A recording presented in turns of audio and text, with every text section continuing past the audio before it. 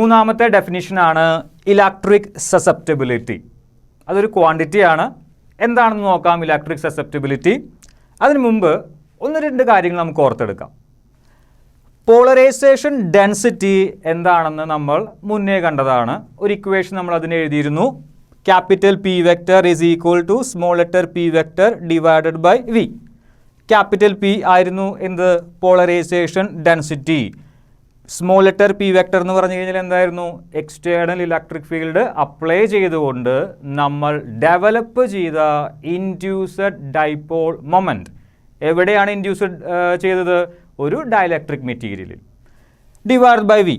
V എന്ന് പറഞ്ഞു കഴിഞ്ഞാൽ എന്തായിരുന്നു? ആ ഡയലക്ട്രിക് മെറ്റീരിയലിൻ്റെ വോളിയം. നമ്മൾ അപ്ലൈ ചെയ്ത ഇലക്ട്രിക് ഫീൽഡും പോളറൈസേഷൻ ഡെൻസിറ്റിയും തമ്മിൽ എന്തെങ്കിലും ബന്ധമുണ്ടോ? നോക്കേണ്ടി വരും. നമ്മൾ കൂടുതൽ ഇലക്ട്രിക് ഫീൽഡ് അപ്ലൈ ചെയ്ത് കഴിഞ്ഞാൽ അവിടെ ഡെവലപ്പ് ചെയ്യുന്ന ആ ഡയലക്ട്രിക് മെറ്റീരിയലിൽ ഡെവലപ്പ് ചെയ്യുന്ന ഇൻഡ്യൂസ്ഡ് ഡൈപോൾ മൊമെൻറ്റും കൂടും. അങ്ങനെയെങ്കിൽ പോളറൈസേഷൻ ഡെൻസിറ്റിയും കൂടും. മൂന്ന് ക്വാണ്ടിറ്റീസും തമ്മിലുള്ള ഒരു റിലേഷൻഷിപ്പ്, വളരെ സിമ്പിളായിട്ടുള്ള ഒരു റിലേഷൻഷിപ്പ് ഞാൻ എഴുതിയിട്ടുണ്ട്. നമ്മൾ അപ്ലൈ ചെയ്യുന്ന ഇലക്ട്രിക് ഫീൽഡ് കൂടിയാൽ ഇൻഡ്യൂസ്ഡ് ഡൈപോൾ മൊമെൻറ്റ് കൂടും. ഇൻഡ്യൂസ്ഡ് ഡൈപോൾ മൊമെൻറ്റ് കൂടിക്കഴിഞ്ഞാൽ പോളറൈസേഷൻ ഡെൻസിറ്റിയും കൂടും. അങ്ങനെയെങ്കിൽ ആദ്യത്തെ ടേമും അവസാനത്തെ ടേമും തമ്മിലുള്ള ഒരു റിലേഷൻ നിങ്ങൾക്ക് പറയാൻ പറ്റുമോ? തീർച്ചയായും.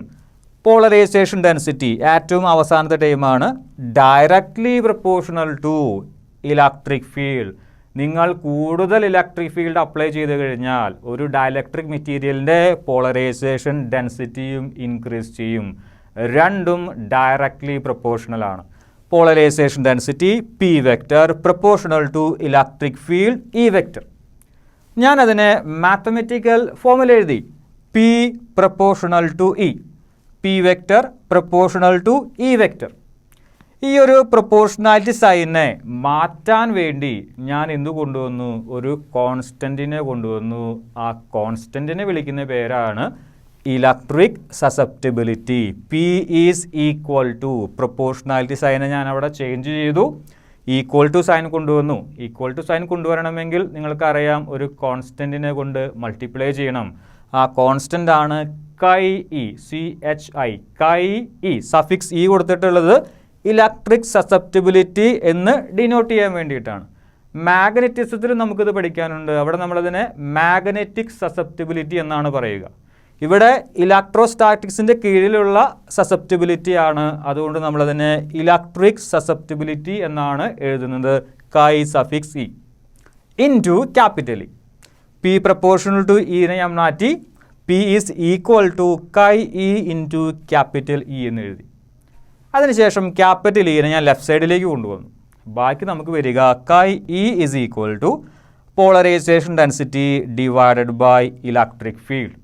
ഇനി സുഖമായി നിങ്ങൾക്ക് ഇലക്ട്രിക് സസെപ്റ്റബിലിറ്റി എന്ന് പറയുന്ന ക്വാണ്ടിറ്റിയെ എന്ത് ചെയ്യാനായിട്ട് സാധിക്കും? ഡിഫൈൻ ചെയ്യാനായിട്ട് സാധിക്കും. എന്തായിരിക്കും? ഒരു റേഷ്യോ ആണ്. ആരൊക്കെ തമ്മിലുള്ള റേഷ്യോ ആണ്? പോളറൈസേഷൻ ഡെൻസിറ്റിയും ഇലക്ട്രിക് ഫീൽഡും തമ്മിലുള്ള ഒരു റേഷ്യോ ആണ്. അതുതന്നെയാണ് അതിൻ്റെ ഡെഫിനിഷൻ.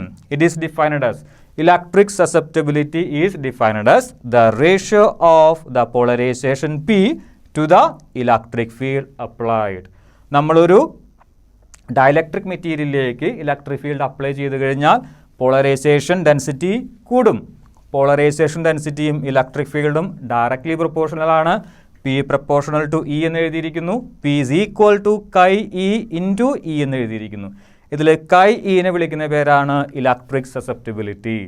അതിനെ ഡിഫൈൻ ചെയ്യാനായി ഈ ഇക്വേഷനിൽ നിന്ന് നമ്മൾ chi E is equal to P divided by E എന്ന് എഴുതിയിരിക്കുന്നു. അവസാനം കൈ ഇക്ക് വളരെ വ്യക്തമായ ഒരു ഡെഫിനിഷനും കൊടുക്കുന്നു. Electric susceptibility is defined as the ratio of the polarisation P to the electric field.